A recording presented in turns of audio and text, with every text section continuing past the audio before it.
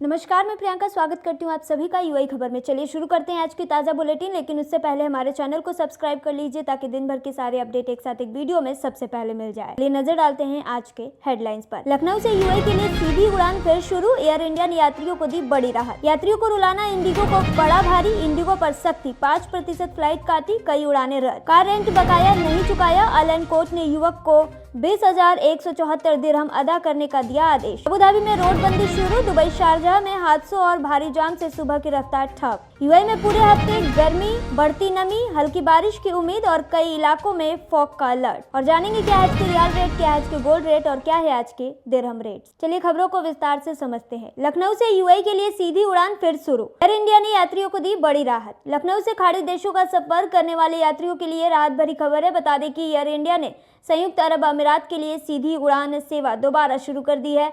बंद पड़ी यह सेवा अब सप्ताह में 3 दिन संचालित की जाएगी। बढ़ती मांग और यात्रियों की सुविधा को देखते हुए एयरलाइन ने इस रूट को फिर से शुरू कर दिया है। एयर इंडिया की फ्लाइट 9124 चौधरी चरण सिंह अंतर्राष्ट्रीय एयरपोर्ट लखनऊ से रात 9:10 बजे उड़ान भरेगी और यूएई के रसल खैमा एयरपोर्ट पर रात 12:30 पर पहुंचेगी। बता दें यह सेवा सोमवार, बुधवार और शुक्रवार को उपलब्ध रहेगी। वापसी की फ्लाइट 9125 रसल खैमा से रात 1:30 पर उड़ान भरकर सुबह 6:45 पर लखनऊ पहुंचेगी। यह उड़ान मंगलवार, गुरुवार और शनिवार को संचालित होगी। इसका नॉर्मल क्लास का किराया औसतन 25,000 रुपए और बिजनेस क्लास का किराया 75,000 के लगभग होगा। बता दें कि लखनऊ से खाड़ी देशों का सफर करने वाले यात्रियों के लिए राहत भरी खबर है। एयर इंडिया ने संयुक्त अरब अमीरात के लिए सीधी उड़ान सेवा दोबारा शुरू कर दी है, जिससे यात्रियों को अब और ज्यादा आराम मिलेगा। बढ़ते दूसरे खबर की ओर, यात्रियों को रुलाना इंडिगो को पड़ा भारी, इंडिगो पर सख्ती, 5% फ्लाइट काटी, कई उड़ानें रद्द। एयरलाइन इंडिगो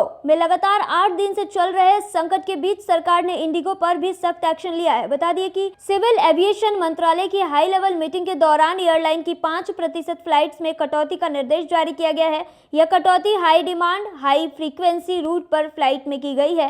इसका असर इंडिगो की रोजाना ऑपरेट होने वाली 2300 फ्लाइट पर पड़ेगा, यानी लगभग 115 फ्लाइट घट जाएगी। बता दें कि इसके अलावा इंडिगो को बुधवार शाम 5 बजे तक डीजीसीए को एक बदला हुआ शेड्यूल जमा करने का भी निर्देश दिया गया है। इधर केंद्र ने मौजूदा हालात की जांच के लिए 10 बड़े एयरपोर्ट पर सीनियर अफसरों को तैनात किया है। ये लोग पता लगाएंगे कि यात्रियों को कौन कौन सी परेशानी आ रही है। ये अफसर डिप्टी सेक्रेटरी, डायरेक्टर और जॉइंट सेक्रेटरी लेवल के होंगे। बता दें कि 10 बड़े एयरपोर्ट में मुंबई, बेंगलुरु, हैदराबाद, कोलकाता, चेन्नई, अहमदाबाद, पुणे, गुवाहाटी, गोवा और तिरुवनंतपुरम शामिल है। वहीं इंडिगो की फ्लाइट कैंसिल होने का सिलसिला मंगलवार को भी जारी रहा। बढ़ते तीसरे खबर की ओर, कार रेंट बकाया नहीं चुकाया, अलन कोर्ट ने युवक को 20,174 दिरहम अदा करने का दिया आदेश। अलन के सिविल, कमर्शियल और एडमिनिस्ट्रेटिव कोर्ट ने एक युवक को कार रेंटल कंपनी को 20,174 दिरहम चुकाने का आदेश दिया है। बता दें कि युवक ने कंपनी से 114 दिनों के लिए कार किराए पर लिया था, लेकिन पूरा भुगतान नहीं किया। कोर्ट रिकॉर्ड्स के मुताबिक कंपनी ने बताया कि उसने कार युवक को 180 दिरहम प्रतिदिन के हिसाब से किराए पर दिया था। कुल किराया 20,520 दिरहम बना। इसके अलावा कार चलाते समय लगाए गए ट्रैफिक फाइन यानी कि 4,654 दिरहम थे, यानी कुल बकाया रकम 25,174 दिरहम हुआ। लेकिन युवक ने सिर्फ 5,000 दिरहम ही चुकाए। बार बार रिमाइंडर देने के बावजूद बाकी भुगतान नहीं किया गया। मामला कोर्ट तक पहुंच गया और सुनवाई के दौरान भी युवक ने कोई जवाब या स्पष्टीकरण प्रस्तुत नहीं किया। अंत में अदालत ने कंपनी की बात मानते हुए उसे 20,174 दिरहम का बकाया तुरंत चुकाने का आदेश दे दिया। अदालत ने अपने फैसले में साफ कहा है कि किराए पर दिए गए किसी भी सामान या वाहन के उपयोग की स्थिति में किराएदार भुगतान करने के लिए बाध्य होता है। अगर किराएदार की लापरवाही या गलत इस्तेमाल से कोई नुकसान होता है तो उसकी भरपाई की जिम्मेदारी भी उसी की होती है। दस्तावेजों से यह साबित होता है कि युवक ने खुद रेंटल एग्रीमेंट पर हस्ताक्षर किए थे और कंपनी द्वारा मांगी गई पूरी राशि चुकाने के लिए वह कानूनी रूप से जिम्मेदार था।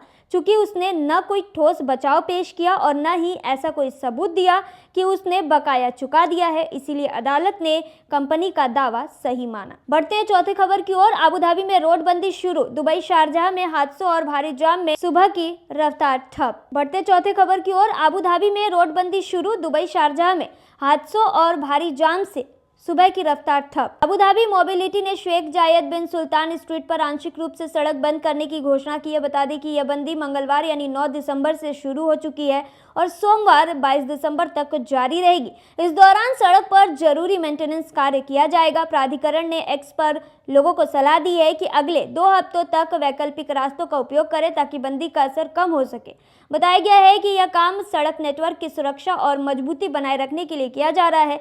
इस बीच शारजाह और दुबई के बीच आने जाने वाले यात्रियों को भारी ट्रैफिक जाम का सामना करना पड़ा। बता दें कि गूगल मैप्स के रियल टाइम ट्रैफिक डेटा में दिखा कि इन दोनों अमीरात को जोड़ने वाले हाईवे पर गाड़ियां बेहद धीमी रफ्तार से चल रही थी, खासकर सुबह के व्यस्त समय में जब इस रूट पर भीड़ सबसे ज्यादा होती है। इधर दुबई के रस अल खोर रोड पर एक सड़क दुर्घटना की खबर भी सामने आई, जिससे अमीरात के भीतर ट्रैफिक और ज्यादा धीमा हो गया। शारजाह के इंडस्ट्रियल एरिया में दमिश्क स्ट्रीट पर भी वाहनों की लंबी कतारें देखी गई, जो सुबह के समय सड़क नेटवर्क पर बढ़े दबाव को साफ दिखाती है। भीड़भाड़ के बीच दुबई पुलिस ने ड्राइवरों को सड़क सुरक्षा नियमों की याद दिला दी। पुलिस ने खास तौर पर अपील की कि लेन बदलते समय या मोड़ लेते समय इंडिकेटर का सही और नियमित उपयोग करें ताकि बाकी ड्राइवर आपके मूवमेंट का अनुमान लगा सके और सड़क पर सुरक्षा बनी रहे। बढ़ते हैं 5वें खबर की ओर।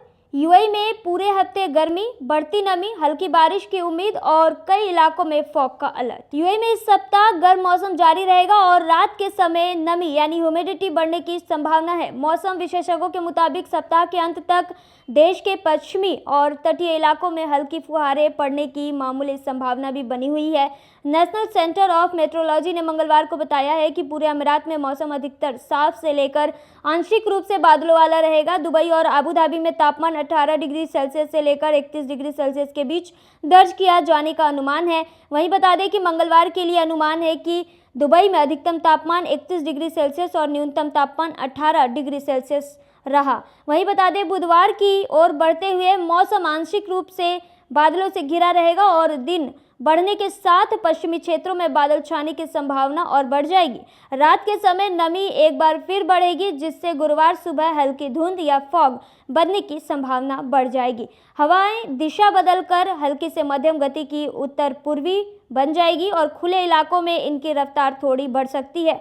एनसीएम के अनुसार गुरुवार को मौसम आंशिक रूप से बादलों वाला से लेकर बादलों से घिरा रह सकता है। अगर बादल ज्यादा घने हुए तो पश्चिमी और तटीय इलाकों में हल्की छिटपुट बारिश होने की संभावना बढ़ जाएगी। रात में नमी बढ़ने के कारण अंदरूनी और तटीय क्षेत्रों में गुरुवार तड़के फॉग या हल्की धुंध बनी रह सकती है। हवाएं हल्की से मध्यम गति की चलेगी और जिनकी दिशा जो है दक्षिण पूर्व और उत्तर पूर्व के बीच बदलती रहेगी। शुक्रवार तक मौसम फिर सामान्य से लेकर आंशिक रूप से बादलों वाला रहने का अनुमान है। सुबह के समय द्वीपों और पश्चिमी क्षेत्रों में कुछ हिस्सों में जो है निचले बादल दिखाई दे सकते हैं। तापमान में हल्की बढ़ोतरी की उम्मीद है, जबकि रात के समय बढ़ती नमी का सिलसिला पूरे सप्ताह जारी रहेगा। वहीं एनसीएम के अनुसार बता दें कि अरब सागर और ओमान सागर दोनों में समुद्री लहरें पूरे सप्ताह हल्की रहने की संभावना है। और जानेंगे क्या है आज के रियाल रेट। आज एक सऊदी रियाल में 23.97 रुपये है, जो पिछले दिन 24.0 रुपया था। वहीं एक सऊदी रियाल में 38.39 नेपाली रुपी है, जो पिछले दिन 38.31 नेपाली रुपी था। वहीं एक सऊदी रियाल में 32.58 बांग्लादेशी टका है, जो पिछले दिन 32.67 बांग्लादेशी टका था।